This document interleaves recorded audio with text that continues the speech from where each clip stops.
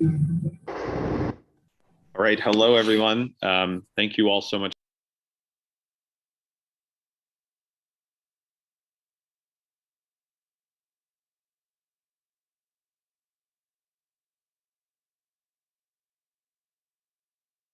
Colleagues at Equality Florida to go ahead and mute folks as they've joined. There will be an opportunity for questions following a few short comments from some of our invited guests. And we're going to wait just one more minute while our colleagues from the press join, and we'll get started.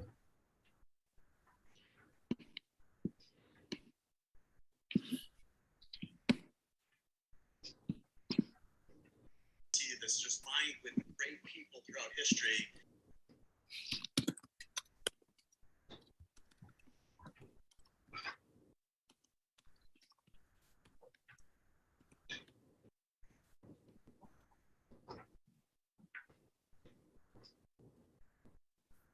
Okay. I am seeing a thumbs up from my colleagues. Let's go ahead and get started.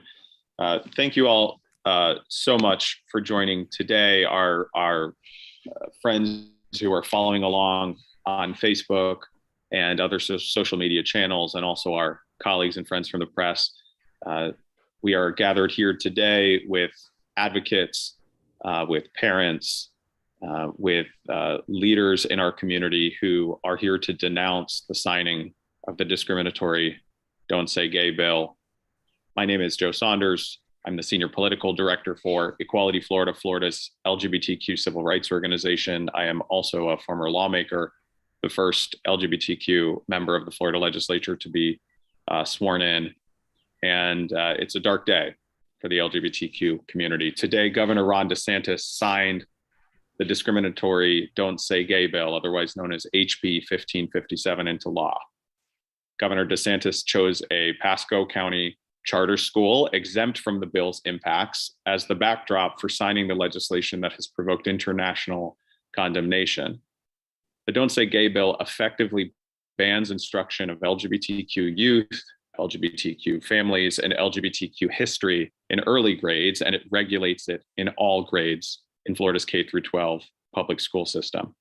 It stigmatizes the LGBTQ community, chills efforts to create inclusive school environments, and isolates LGBTQ young people who are already at staggeringly higher risk of depression, anxiety, and suicidal ideation than their peers.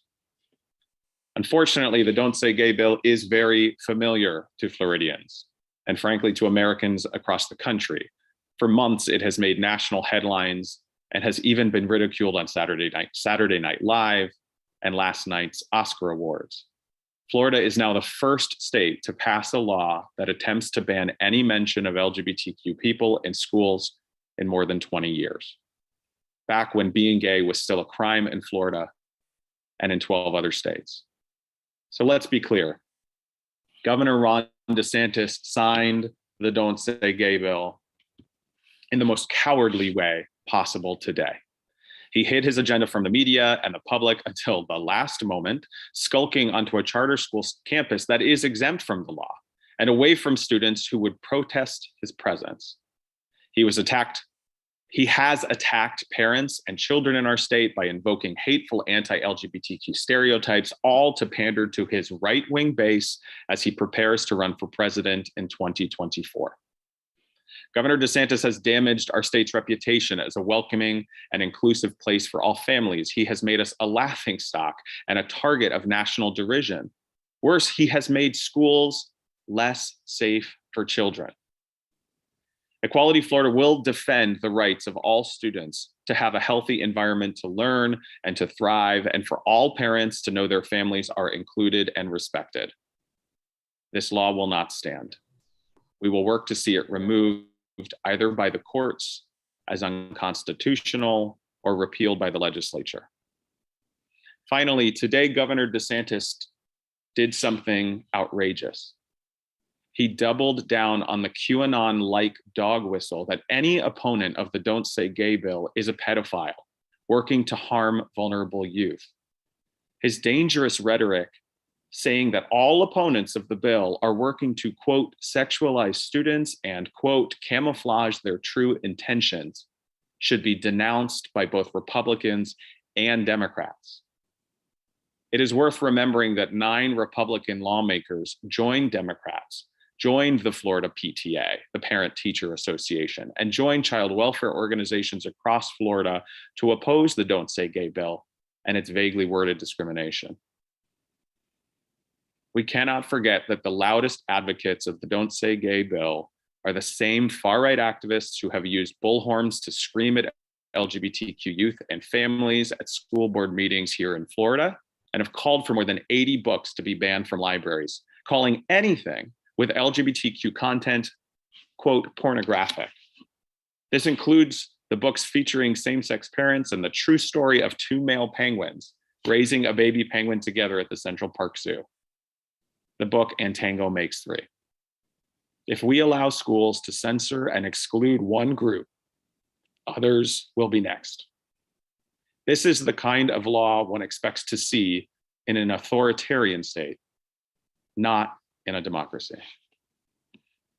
Thank you all so much for being here. The next person I want to bring to the forefront is our good friend and colleague from the Human Rights Campaign, Kate Oakley, State Legislative Director and Senior Counsel for the HRC.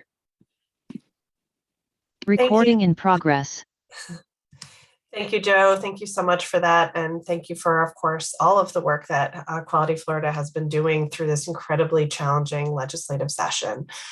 This is unfortunately, the Don't Say Gay or Trans bill is unfortunately one of more than 320 anti-LGBTQ pieces of legislation that the Human Rights Campaign is tracking across the country and state legislatures this year.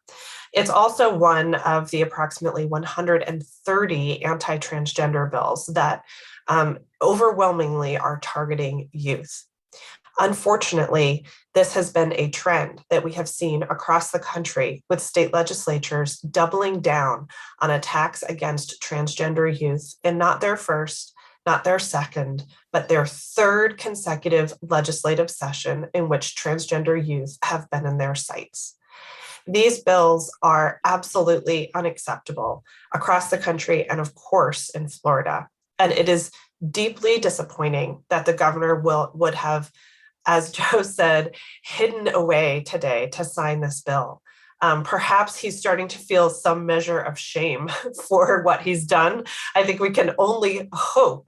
But in the meantime, every single day that this law is on the books, it hurts LGBTQ people. It hurts LGBTQ youth who are now not going to be able to talk about who they really are at school. It hurts LGBTQ adults, whether those folks are teachers or whether just simply members of the community, who it hurts to see being erased from history, from curriculum, from books. And unfortunately, what we're seeing with this tide of legislation across the country is that legislators are trying to knock out the supports that LGBTQ youth have, whether those supports are their doctors, their parents, their teachers, the books that they read in school, the history they learn in school, their teammates, their coaches, their friends. It is a dark day today in Florida, and a very frustrating one. And HRC stands with our partners today and commits to keep fighting this bill until it is repealed or overturned. Thank you so much for having me. Thank you so much for being here, Kate, and for your comments. Next, I want to go to one of 2 state lawmakers who have joined us today. The first the first queer Black woman elected to any office in Florida, and of course to the legislature, a member of the Florida State Legislative LGBTQ Caucus, Representative Michelle Rayner Goolsby. Hey everyone, thank you so much for doing this, Equality Florida. I am actually traveling, so I actually had to hop on here quickly. I think, everything that we can say has been said. This is a very dark day here in Florida. It's a very dark day for our nation. I was just in Washington, D.C. with our partners at HRC discussing this harmful legislation. And I want to kind of level set with this. I had someone tell one of my team members, I love Rep. Rayner, but why does she always talk about the gay stuff? And I said, listen, you want me to talk about housing and food deserts and economy, but we have to start with the premise that there's a governor that says our lives do not matter. There's a governor that says that how I love, how I look, how my family is comprised of, it doesn't matter. So if I don't matter, you don't care if I have safe housing. If I don't matter, you don't care if I have access to food. If I don't matter, you don't care that my homeowner's insurance has gone up, 1,000%, because you have said that my life does not matter. And really, this slate of bills, the Don't Say Gay, the Stop Woke Act, the anti-immigration bills, the anti-abortion ban, is all based in a premise that our lives do not matter. If you do not look like Ron DeSantis, if you do not love like Ron DeSantis, if you do not think like him, and if you do not have the financial wherewithal that he does, your life doesn't matter. And so for me, leaning into showing up as a Black queer woman, I am, I am more determined than ever. I will tell you that I am tired. I am tired of our children, because I want to also level set with you. I'm an adult. I will be able to navigate this, right? Myself, Representative Smith, all the, Janelle Perez and her wife, all the other adults on this call will be able to navigate this. But it's our babies that I am concerned about. It's our babies who may not be in supportive environments at home, and then now are no longer will be able to have that supportive environment in school. I know what it is to have gone to school and have gone to church and didn't even have the language to say that I'm queer and understand what that means, and not have that supportive environment. So how much more for our babies now? And so I am committed to a couple of things. I'm committed to always speaking truth to power. I'm committed to getting folks reelected like Carlos Guillermo Smith to the State House, and Janelle Perez to the Senate, and Chevron Jones to the Senate. So we have our peoples, because allies and accomplices are wonderful. But when we have our people in the midst saying, this is our life, this is our family, this is how we are impacted, that means so much. And then I'm committed to keep going and never stopping. Listen, Ron DeSantis is who he is. He's going to be who he is. He said the quiet part out loud. He is a coward. And y'all can write this in the newspaper. He is a coward, because if you really believe in what you're doing, why don't you stand on it in a public place, right? Do it in a public place, do it in a public forum. He's a coward, and he knows that there are more against him than with him. And I believe that here. And so, I put out a formal statement that I think that was emailed to most of the press on here. I'll stay for any questions, but what I will not do in my capacity, as long as I have this capacity and platform, allow our children and allow our community to be harmed by bigoted people who are more concerned about power than they are concerned about the people. Thank you, Rep. Rayner Goolsby. We appreciate you so much. Next, I want to bring to the forefront a longtime advocate for the LGBTQ community, Florida's first LGBTQ Latinx lawmaker, Representative Carlos Guillermo Smith. Thank you, Joe, and thank you, everyone, for joining us today. Look, really, by signing Don't Say Gay into law, DeSantis is attempting to censor and exclude an entire community of people from our public schools for his own political gain. This law does not solve any problems that currently exist. Instead, House Bill 1557 has been weaponized by the governor's office to launch a bigoted smear campaign to attack and defame LGBTQ Floridians with baseless accusations of grooming and pedophilia.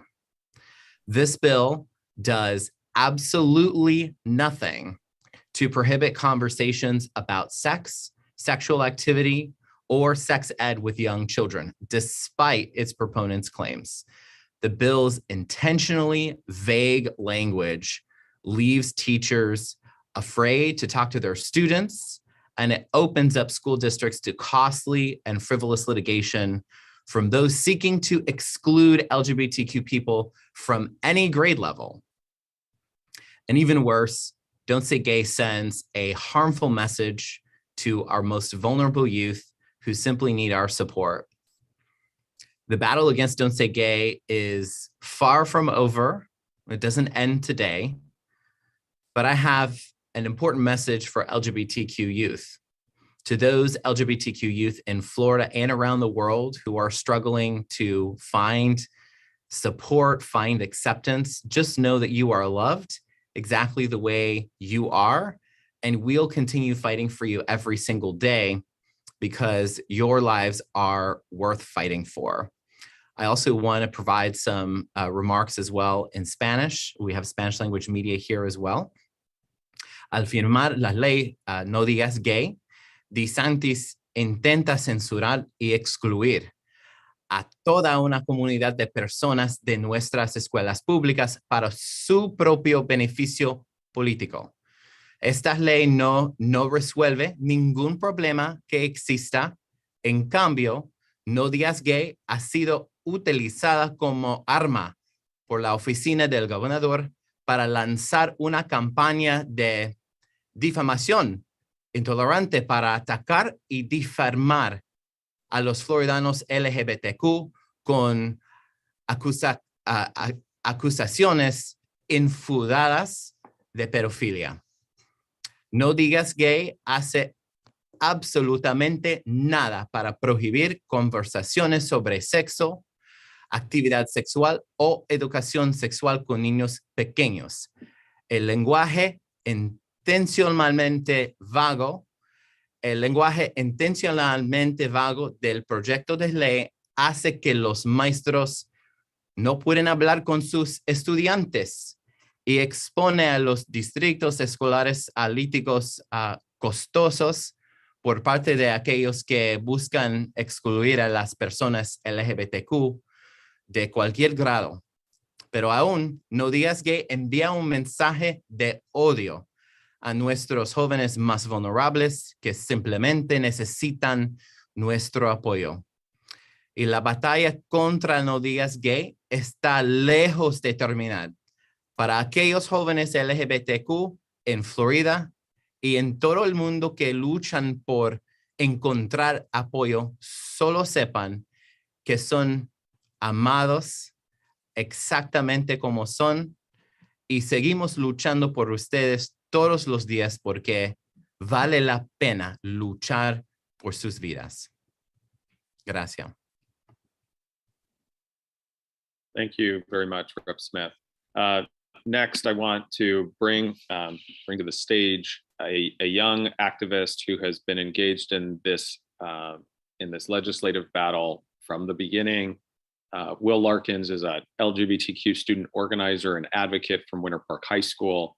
They helped to organize a Don't Say Gay student walkout that was one of the largest in the state. Will has joined advocates in Tallahassee at committee hearings. Please help me welcome to the stage Will Larkins. Hi, thank you so much for having me. This bill is very disturbing for a multitude of reasons. And I wanted to specifically touch on the implications that it's going to have outside of the classroom. So while it will affect K through 3rd and then through 12th in any manner deemed inappropriate, it will affect all LGBTQ people. The issue here is that they're writing into law, essentially, an outdated and dangerous stereotype that queer people are inherently perverse or sexual. Growing up, I struggled a lot with identity. I thought I was broken by 4th grade because I simply wasn't exposed to the LGBTQ community. I was the only person who didn't fall into the gender binary that I knew. And because of that, I dealt with a lot of internal self-hate, but also dealt with a lot of bullying. And I see my younger self in a whole generation of kids who are going to now have to deal with this. And what's also scary for me is I have been called a groomer, and I've been called a pedophile, and I've been called these disgusting things from the age of 12, because people associate that with being queer. And now Ron DeSantis, press secretary, is saying that. And this is just one of however many bills like this across the country that is calling trans people and calling queer people predators. And it's dangerous. This messaging is dangerous. I've been involved in the fight since the beginning. I'm the president of the Queer Student Union at my school. So it started with writing emails and making phone calls to legislators. Then I went up to Tallahassee. I worked with the Coalition for Transgender Liberation and Florida Student Power Network to actually write amendments and then present them to legislators. But while I was up there, I also testified on the Senate's Appropriations Committee. We told them the mental health statistics. We told them that queer teens are 4 times more likely to commit suicide. I told them personal stories about my friends being kicked out of their homes and having to live with me. Friends that I know who are living homeless at 16 and 17 years old because their parents didn't accept them for who they are. There's this, message that they've been sending that parents know what's best for their kids, and that's false. And it endangers us, and we're already in danger. And it's frightening. And this bill is only going to put people who are already in danger in more danger. And the thing that's the most disturbing to me is we have told them these statistics and we've told them our stories, and they know what they're doing, and they passed the bill anyways, because that is their goal, to regress our rights and oppress us further. They want to hold up these systems of oppression, and it's terrifying. So I led and co-organized, along with my friend Maddie Zornick, we co-organized the walkout at my school, which had over 600 kids chanting, "Don't say gay," "Trans Lives Matter," a multitude of other things. But that is why I'm telling Ron DeSantis that the youth will not back down. You can hide in the charter school if you want, but we will protest.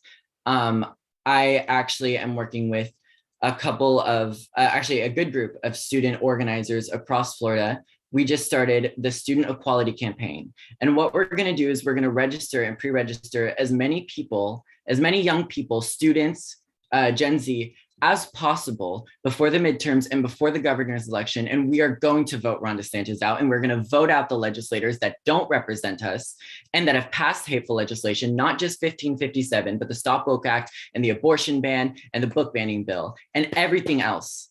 My generation will not stand for that. We're not going to allow these legislators to silence our history and to regress our rights and hold up these systems of oppression. We're going to dismantle them, and we're going to have liberation. So thank you so much for having me. I appreciate all of you, and thank you, Equality Florida, for giving me this platform to sort of share the youth perspective, because unfortunately, we're not really, I guess our perspectives aren't really talked about enough, especially in politics, and we're the ones who this bill is going to affect.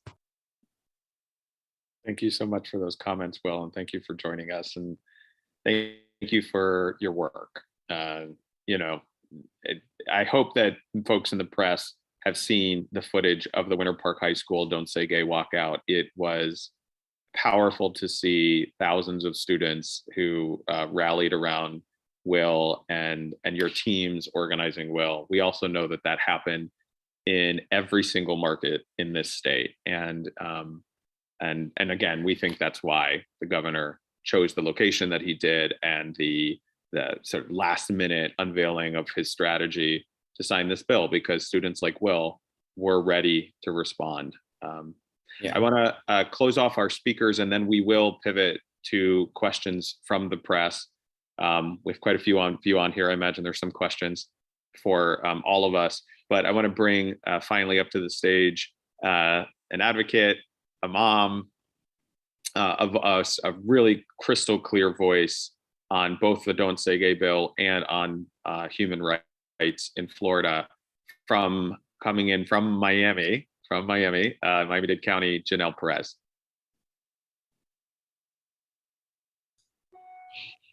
unmute. Sorry. Thank you so much. Thanks for having me. Joe, thank you. Will, you are incredible. And anything they do to silence you, talk louder. Anything they do to stop you, break through it. Your voice matters and you're important. I'm here because I'm a wife, I'm a mom, my new baby, she was born 3 weeks ago. And my wife and I have 2 daughters. And, you know, just a few weeks before my first daughter was born, she was 4.5. I was given the freedom and the right to sign my daughter's birth certificate. It was in June 2017. My daughter was born 3 weeks ago on the exact same day. My new daughter was born on the exact same day that Don't Say Gay passed. And it was a happy, it was, you know, one of the happiest days of my life, but it was sad at the same time because families like mine are going to be impacted by bills like this for years. You know, my daughter is going to enter pre-K, or she's in pre-K 4 now. She's going to enter kindergarten next year. How will her teachers be able to teach?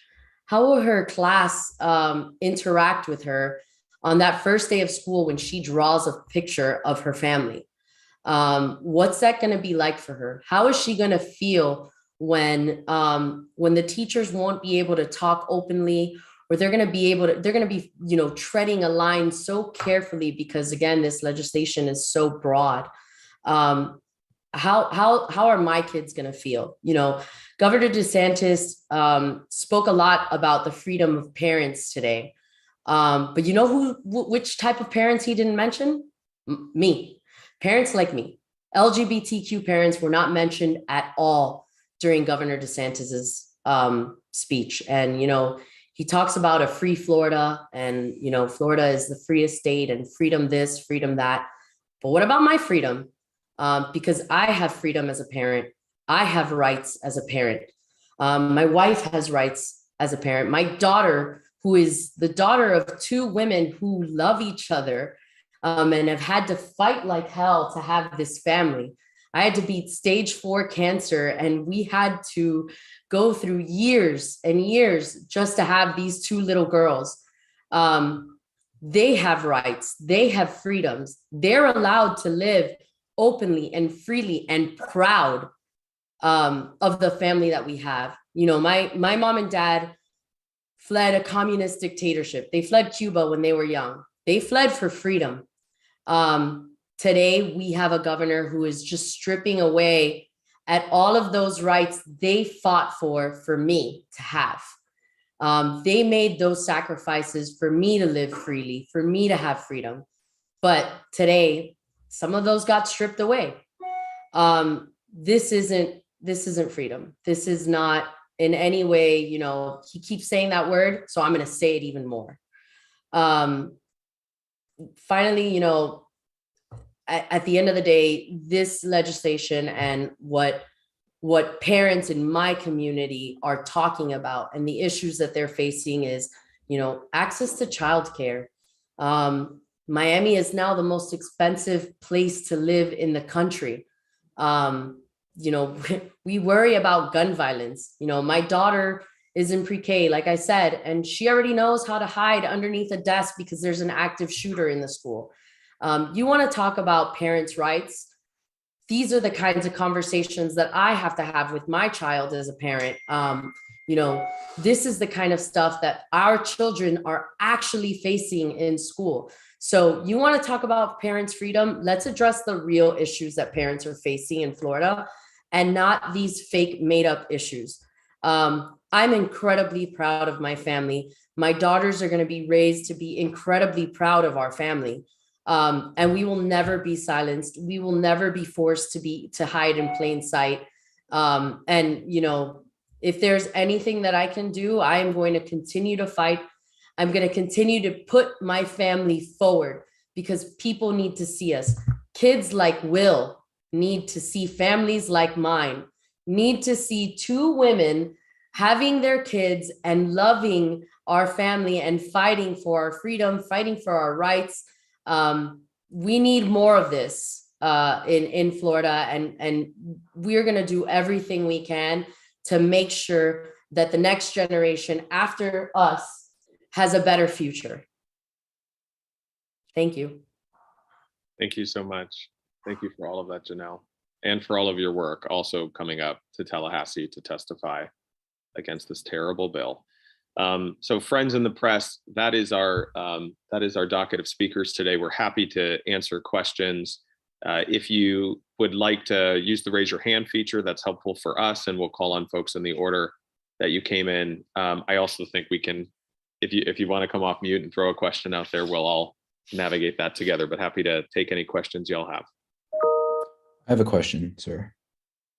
Go This ahead. is Kirby Wilson with the Tampa Bay Times. Perfect. Hey, Kirby. Thanks for being here, everybody. So today the governor said that he kind of, I think, launched a new kind of set of talking points about this bill. And he said that most of the people that are upset about it haven't read it, but the people that are pushing the narrative against the bill the hardest have read it.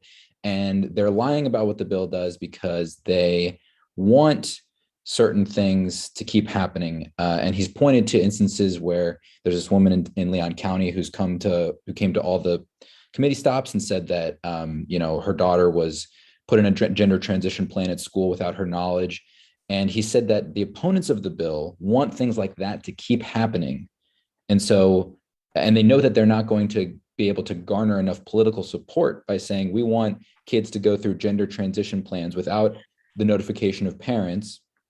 And so that's caused the opponents to lie about what's in the bill so they can deflect attention away from what is actually happening, which is some parents are so alienated from what's happening at their kids' schools that they are being put on these tracks that they're not aware of. So my question is, to what extent do you think do opponents for the bill think that it's appropriate for conversations like that to happen at school without the parents' consent? And what is your response to the idea that there's a sort of smoke and mirrors campaign here on your guys' part?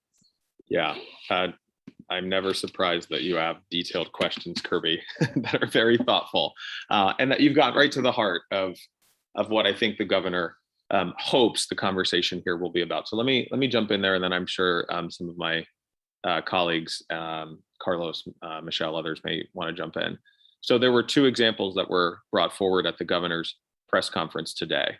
And one of them is an example that some folks have heard about, but most people in the state probably haven't, of a parent who is currently in the midst of litigation with Leon County School District, up through which there will be lots of information presented and facts will be discovered and circumstances discussed. We're not going to talk about a lot of the details of that today. But what I would point you to, Kirby, is that the provision of the Don't Say Gay bill that we have been the most focused on, that the folks on this call are convened around, Section 3 of the bill that bans instruction on sexual orientation and gender identity, that bans effectively instructing on anything related to the LGBTQ community, would have no effect on that case. The second case presented was a anti-mask homeschool mom who showed up with a lot of the same rhetoric that we see from the advocates and parents who are running around the state trying to ban over 80 books that have any mention of LGBTQ young people, who have been completely unafraid of a censorship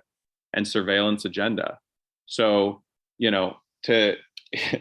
this is tough, but what feels really clear to me is that the governor, in that same portion of his press conference, doubled down on a very dangerous dog whistle. He said unequivocally that LGBTQ activists and teachers who support LGBTQ young people and anybody who opposes his perspective on this bill is trying to sexualize students and camouflage their true intentions.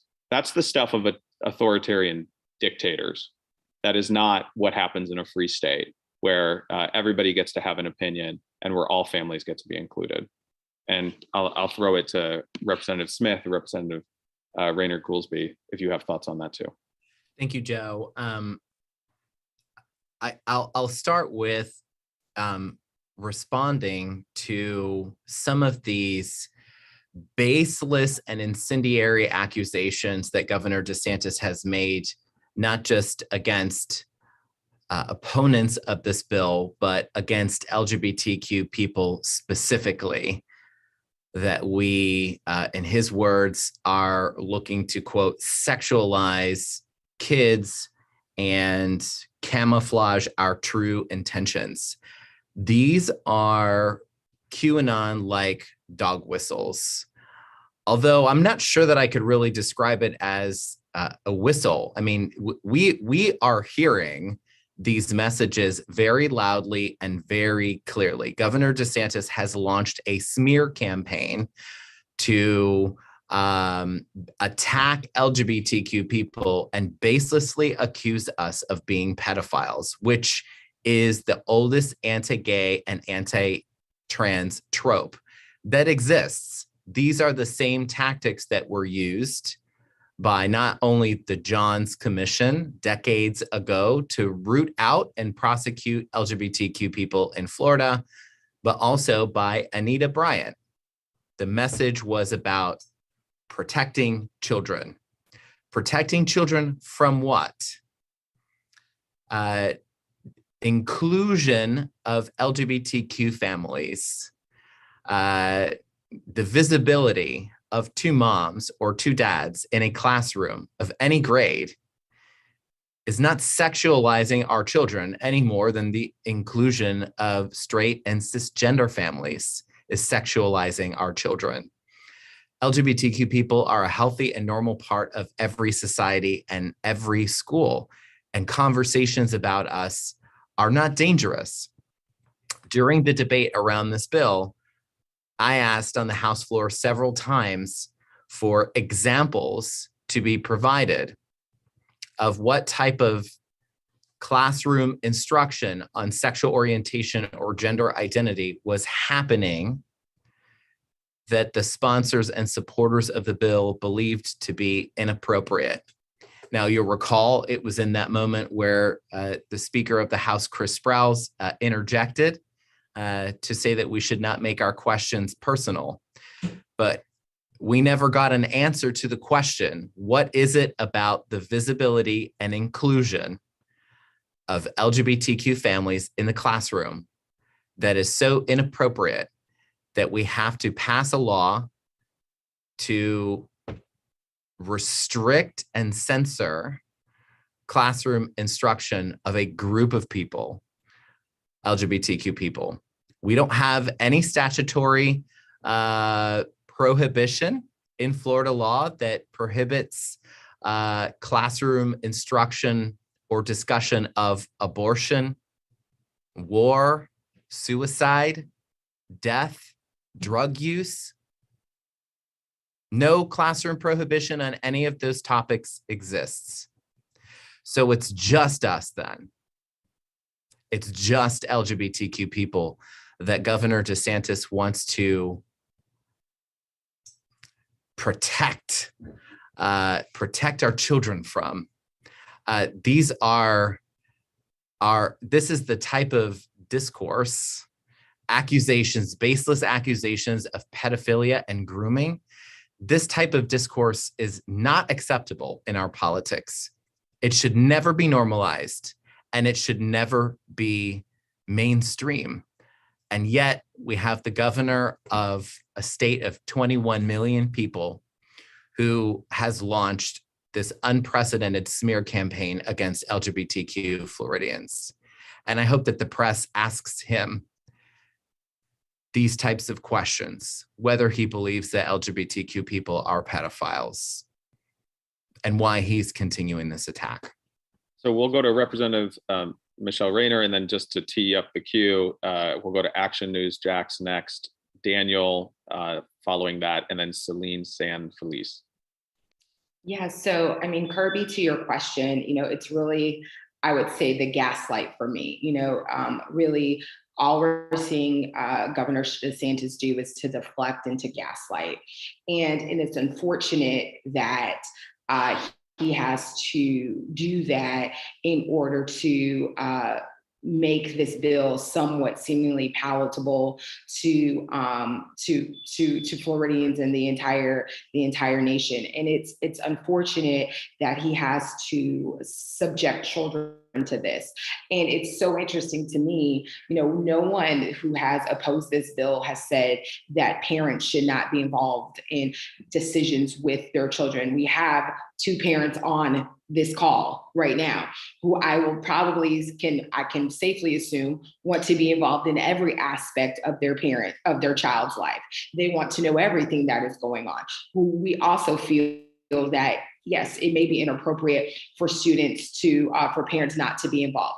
I don't know the specifics of the Leon County case, but I think that should be dealt with on a case-by-case basis, not an actual statute that literally singles out LGBTQ people, and it doesn't single out anybody else. The intent of this bill is very clear, and the attempts by the governor and other Florida GOP leadership to gaslight the citizens of Florida into believing that this bill is not exactly what it is on its face, a discriminatory bill against people who do not love like Ron DeSantis and his ilk.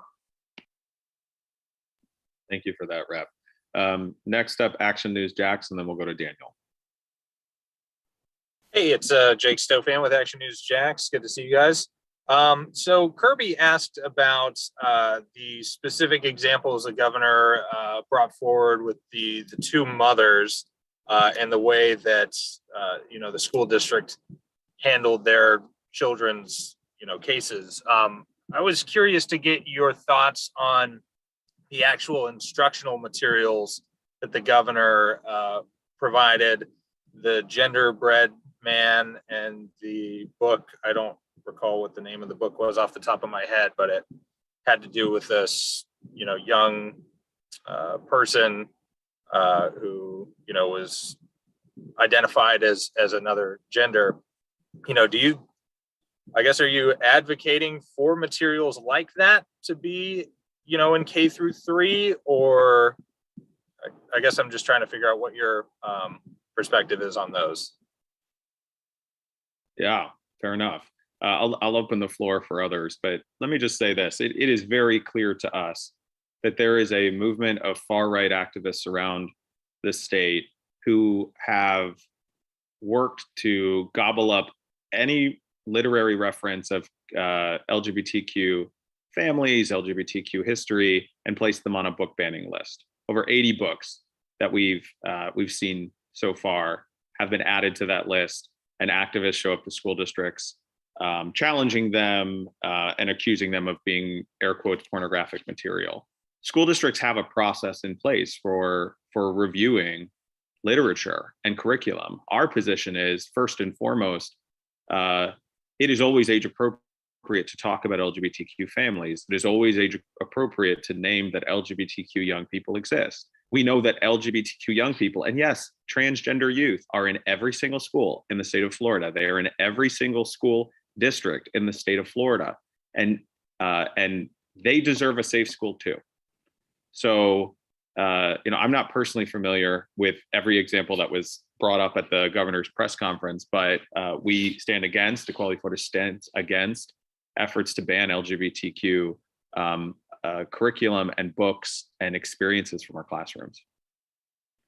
Anybody else want to jump in on that? I will. So it's interesting that you bring up that question, because I actually got a text with a group of books that I think many of us were read to as a child, that either the authors were LGBTQ or they were based in LGBTQ kind of, they were, the Frog and Mr. Toad living together, gay. George and Martha series, gay. Goodnight Moon, gay.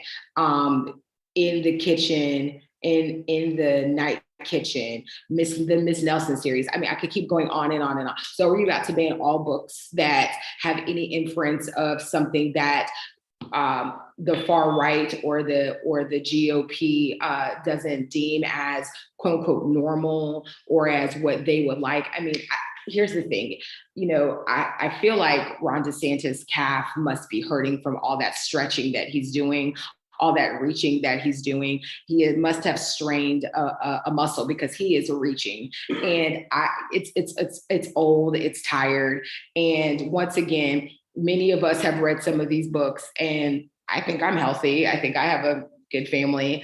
I mean, I happen to be a lesbian, but there are straight folks that read it. Like, I mean, so like it's literally all a part of this far right agenda, so he can promote his upcoming announcement for the presidency.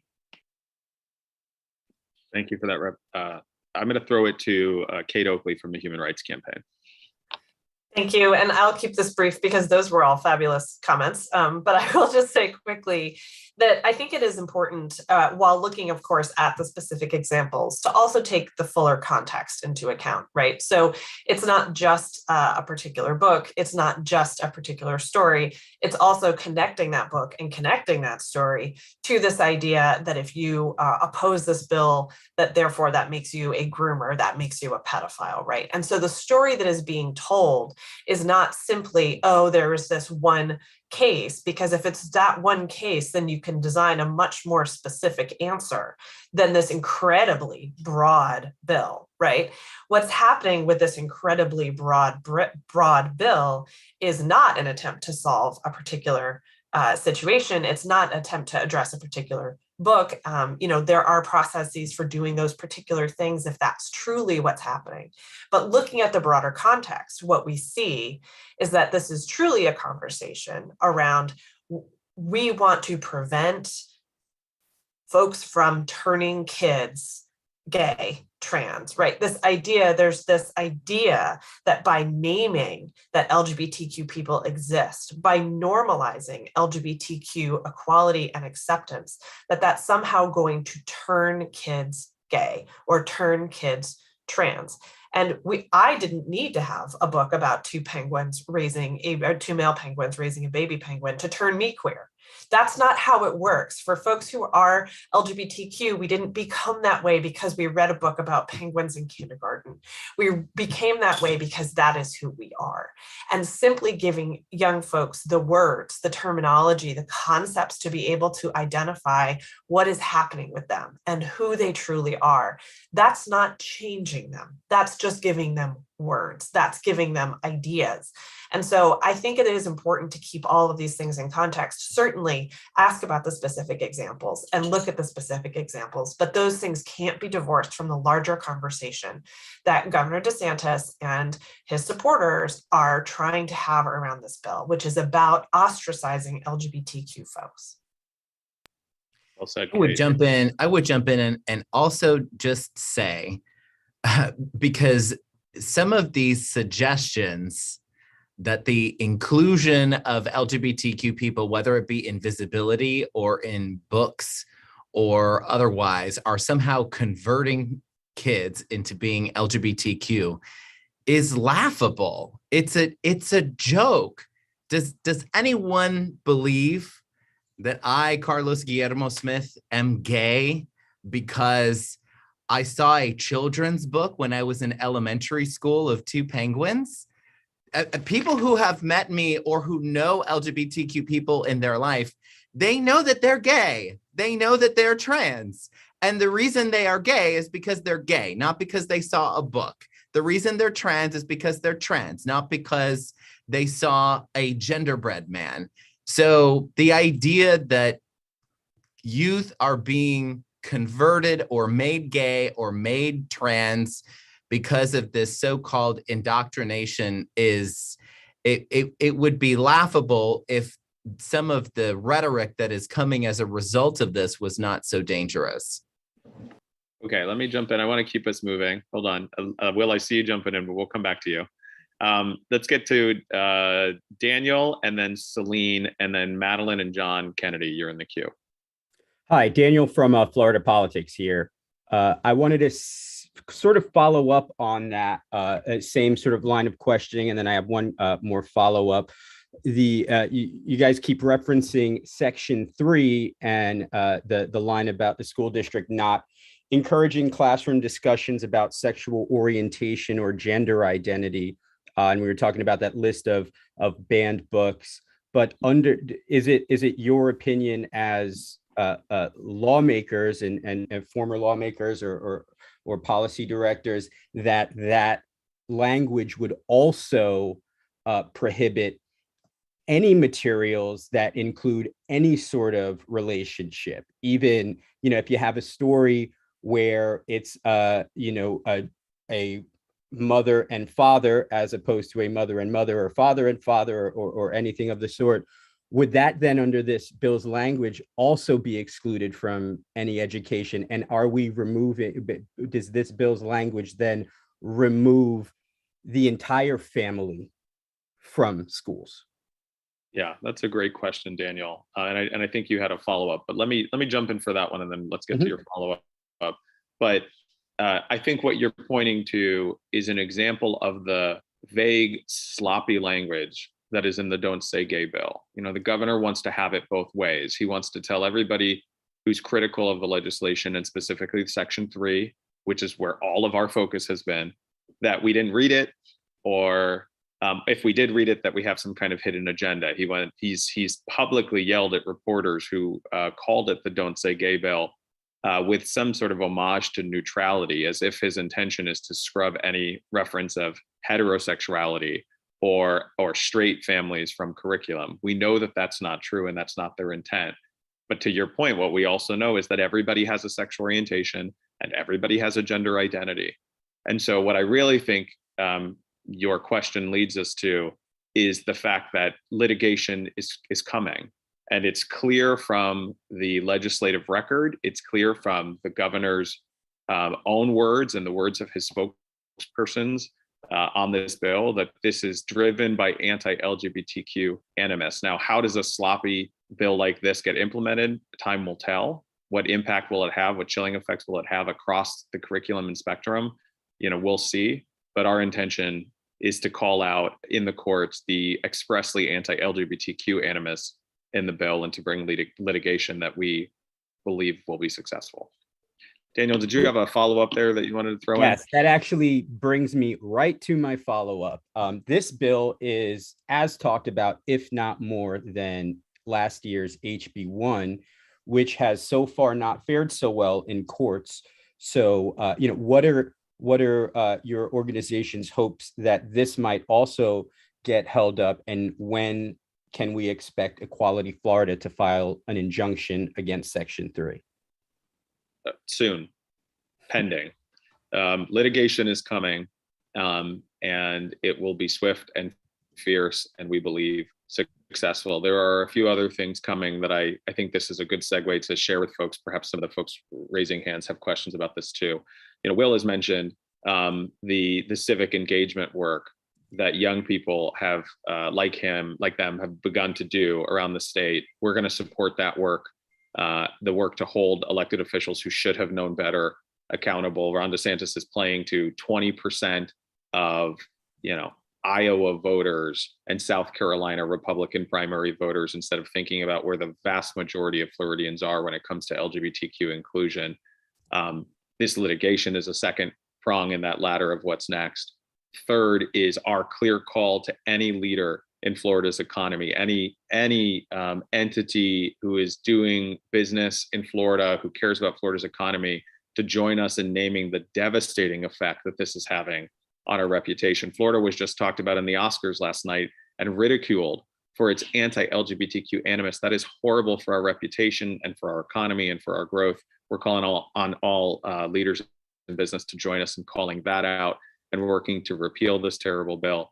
And then finally, you mentioned the vagueness of this language. This bill gives the right for any parent in a school district to sue, regardless of how specious their claim may be, regardless of whether or not it actually does what the bill is trying to ban, whether or not the school district does what the bill is trying to ban. And it puts school districts on the hook for all of those court costs. We are announcing and launching a legal defense fund, not just for school districts in the state, for people who want to protect school districts from these specious lawsuits and litigation, but also for the parents and for the young people who will be harmed by this terrible bill. So there's a lot that's coming next and more details to be updated on that soon. Let's keep moving because I'm conscious of time. It's Selena, then Madeline, then John Kennedy. Hey, Celine from Axios here. Thank you. Actually, my question was about more details on the Legal Defense Fund and that litigation that you mentioned. So if there's anything else you can say, we'd all really appreciate it. I'll just add that there has been a lot of attention given to the giant multi-billion-dollar corporations that are headquartered in Florida and their support or lack thereof on helping us defeat this "Don't Say Gay" legislation. I think it is incumbent upon Disney and any other corporation who is serious in their opposition against "Don't Say Gay" that they actually help with all of these initiatives, that they help support litigation to overturn this law in the courts or repeal it legislatively. They can step forward and help mitigate any potential harm against LGBTQ youth in the state of Florida. And they can, not temporarily, but they can forever stop supporting Governor Ron DeSantis and supporters of the "Don't Say Gay" bill through campaign contributions.